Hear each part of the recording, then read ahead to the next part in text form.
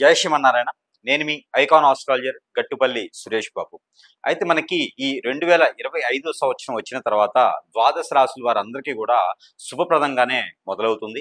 అయితే దినదిన అభివృద్ధిలాగా ప్రతి మాసానికి ఎట్లయితే మనకి అభివృద్ధి అవుతుందో అదేవిధంగా మనకి అతిపెద్ద గ్రహాలైనటువంటి శని భగవానుడు కావచ్చు, రాహువు, కేతువు, గురువు ఇలాంటి అతిపెద్ద గ్రహాలన్నిటి కూడా మారిపోవడం, ద్వాదశ రాశుల వారికి అందరికీ కూడా ఉపయోగపడేలాగా ఉండడం, అందులో 12 రాశుల వారికి కూడా బాగుండడం. అందులో ముఖ్యంగా మరొకటి మనకి ఇటీవల కాలంలోనే గ్రహాలు 2 వచ్చాయి.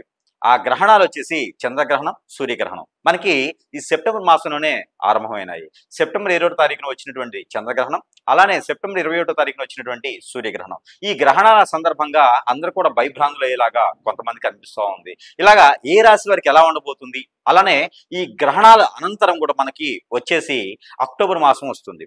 ఈ అక్టోబర్ మాసం 2025 సంవత్సరం ఎలా ఉండబోతుంది, ఈ ద్వాదశ రాశుల వారికి ఎలా ఉంటుంది, ఏ నక్షత్రం కావచ్చు, ఏ రాశిలో పుట్టిన వారికైనా సరే ఏ గ్రహాలు ఏ దశలు ఎలా ఫలిస్తాయి, దానికి తగ్గట్టుగా ఈ అక్టోబర్ మాసంలో కొత్తగా పెళ్లిళ్ళు చేసుకునే వారు కావచ్చు, కొత్తగా గృహప్రవేశాలు చేసుకునేవారు కావచ్చు, కొత్తగా ఏదైనా విదేశాలకు వెళ్ళాలనుకున్నా, యూనివర్సిటీ సీట్లు కావాలనుకున్నా, రాజకీయ రంగంలో, సినీ రంగంలో ఎలా ఉండబోతుంది, ఈ యొక్క కొత్త వరవడి ఎలా ఉండబోతుంది, ఈ దీపావళి పర్వదినాలు ఎలా ఉండబోతున్నాయి అనే దాని గురించి మనం ఒకసారి పరిశీలన చేసినట్టయితే కనుక ముందుగా మనకి ఈ ద్వాదశ రాశుల వారికి ఎలా ఉంటుంది అక్టోబర్ మాసం అనేది చూద్దాం. మనకి ద్వాదశ రాశుల్లో ఒకటి కర్కాటక రాశి. ఈ కర్కాటక రాశి అనగానే అందరిలోనూ ఎప్పుడెప్పుడు అనేది చూస్తున్నారు కదా, ఆలోచన విధంగా బాగుంటుంది కదా. అంటే కర్కాటక రాశి వారికి గత కొంతకాలంగా అన్ని పరిహారాలు చేసుకుంటూ ఉండగా దేవుని ధ్యానంలో ఉన్నటువంటి వారు, అందరికి ఏ నెగిటివిటీ లేదనుకున్న వారు గురువుగారు చెప్పినట్టుగా జరుగుతుంది. అది ఎలా అంటే కర్కాటక రాశి వారికి అదృష్టం చాలా బాగుంటుంది కొంతకాలంగా. అదేంటి గురువుగారు, ఎక్కడ కర్కాటక రాశి వారికి అదృష్టం బాగుంది, శని భగవాన్ యొక్క అశుభ దృష్టి ఉంది మా మీద, అలానే కుజుడుది ఉంది, మళ్ళీ రాహుది ఉంది అంటే మీ యొక్క దశలు కూడా మనం చూసుకోవాలి. మనం గోచార ప్రకారంగా ఉండేటువంటి దశలు అంతర్దశలు ఏమున్నాయో అవి కూడా మనం గమనించుకుంటూ ఉండాలి. మీకు ఉన్నటువంటి దశల్లో రవి గాని, బుధుడు గాని, శుక్రుడు గాని దశలు ఉండి, అలానే అంతర్దశల్లో కేతువు గాని అలాగ ఉండి, కేతువు గాని, రవి కానీ, లేదంటే ఒక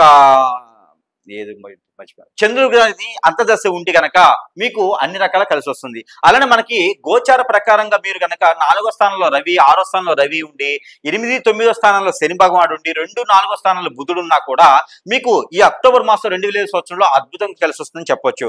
అలానే ఈ అక్టోబర్ మాసం ఎవరికైతే బాగా కలిసి వస్తుందో దాంట్లో ఒకళ్ళకి కర్కాటక రాశి వారు. కాబట్టి ఈ కర్కాటక రాశి వారికి ఎలాంటిది కలిసి వస్తుందయ్యా అంటే గనక వ్యాపారం మీకు ఎలాంటి వ్యాపారం బాగుంటుంది అంటే గనక మీరు వస్త్రాల దుకాణాలు, గోల్డ్, సిల్వరు, 1 గ్రామ్ గోల్డ్ లాంటి వ్యాపారాలు అద్భుతంగా ఉంటాయి. అంటే పాత రోజుల్లో మనం ఏదో వ్యాపారం పెట్టాం కదండి, మరి గురువుగారు మీ వ్యాపారం మార్చాలంటే కాదు, కొత్తగా పెట్టాలి వ్యాపారం అనుకున్న వారికి అక్టోబర్ మాసంలో మొదలు పెట్టాలంటే కర్కాటక రాశి వారు ఇలాంటి వ్యాపారం మొదలు పెట్టినట్టు కనుక ఖచ్చితంగా మీకు కలిసి వస్తుంది.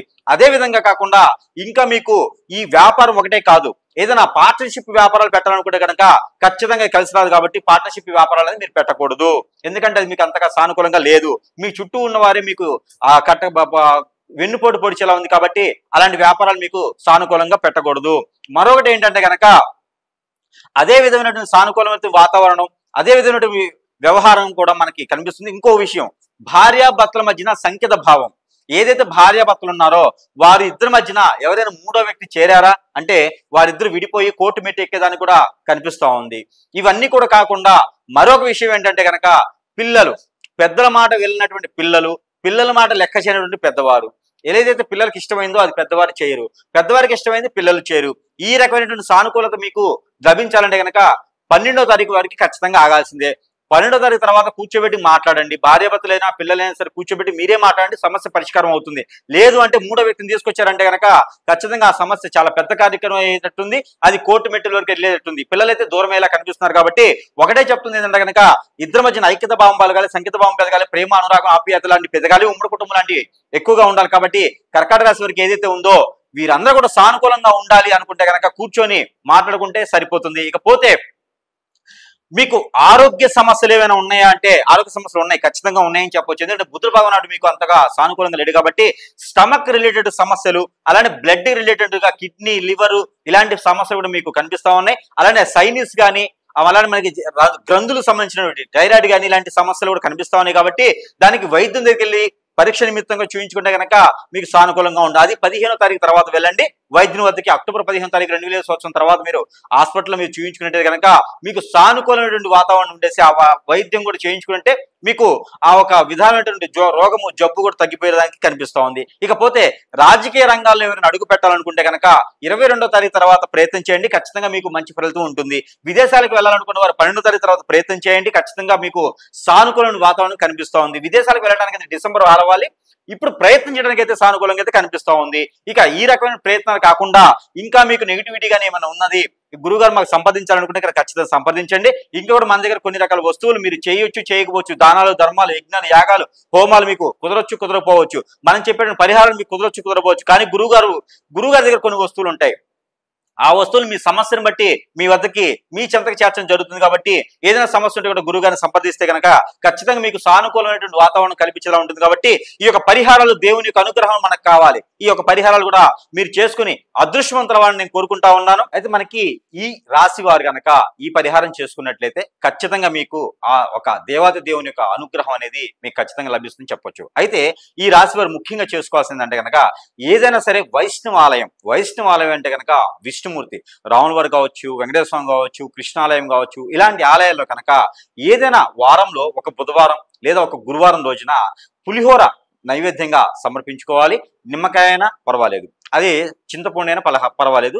ఈ పులిహోర నైవేద్యం సమర్పించడం ద్వారా మనలో ఉన్నటువంటి ఆందోళన, చికాకు అవన్నీ కూడా తొలగిపోయేసి మనకి శత్రు యొక్క భయంతో పాటు ఆర్థిక సమస్యలు, ఆరోగ్య సమస్యలు అన్ని కూడా మనకి నెరవేలా ఉంటుంది. కాబట్టి ఈ రకమైనటువంటి పరిహారం మనం నిర్వర్తించుకోవాలి. అలానే దీనితో పాటు ఎవరికి వారు ఈ నరదిష్టి ప్రభావితం కూడా మన మీద చాలా ఎక్కువగా ఉంటుంది. కాబట్టి ఈ నరదిష్టి కూడా మనకు తగ్గేలాగా ఈ రాశి వారు పర్టికులర్ గా ప్రతిరోజైనా లేదా వారంలో ఒక్కరోజైనా సరే గురువారం లేదా శనివారం రోజున సాయం సంధి వేళలో కనుక ఇది మనకి పిటగ్రి అని ఉంటుంది. అంటే పటిక, మనకి ఇంటికి కట్టుకునే దిష్టి దోషాలు పోయేదానికి ఇంటికి కట్టుకునేటువంటి పటిక ఉంటుంది.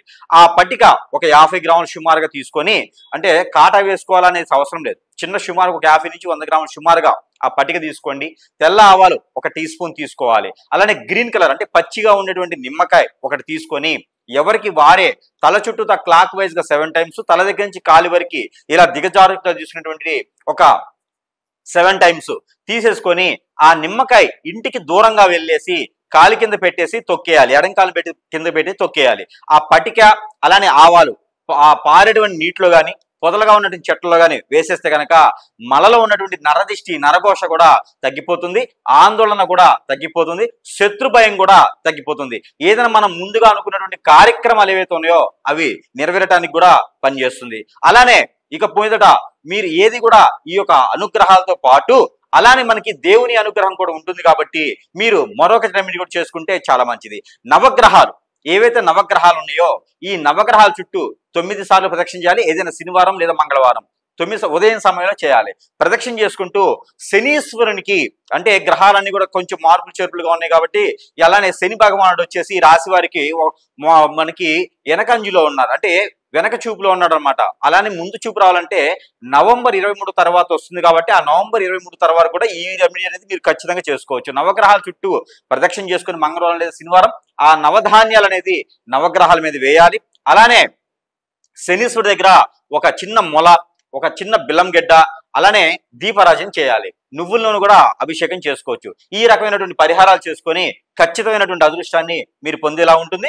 జై శ్రీమన్నారాయణ.